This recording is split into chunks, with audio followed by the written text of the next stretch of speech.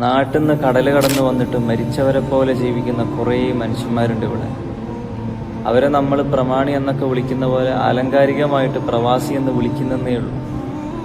നമ്മൾ ഈ അനാവശ്യമായിട്ടുള്ള പിരിവും പൈസയൊന്നും ആ പാവങ്ങളോട് വല്ലാതെ ചോദിച്ചു ബുദ്ധിമുട്ടിക്കരുത്. അവർ തരുന്നത് വാങ്ങുക എന്നുള്ളതാണ്. ഇത്ര തരണം എന്നൊന്നും പറയാൻ നിൽക്കരുത്. കാരണം നമ്മളെ കണ്ണിൽ അവർ പൈസക്കാരായിരിക്കും, പക്ഷെ കൂടുതൽ ആളുകളും സാധാരണക്കാരായിരിക്കും, പാവങ്ങൾ. ഇതുവരെ നിനക്ക് എന്തൊക്കെ നഷ്ടപ്പെട്ടടോ എന്നൊരു പ്രവാസിയോട് ചോദിച്ചു കഴിഞ്ഞാലുണ്ടല്ലോ, അയാൾക്ക് വിരലെണ്ണി കാണിച്ചു തരാൻ നഷ്ടങ്ങൾ ഇഷ്ടം പോലെ ഉണ്ടാവും.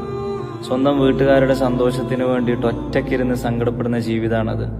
ആരുടെയൊക്കെയോ വീട് പണിയായി മാറുന്ന ജീവിതമാണത്.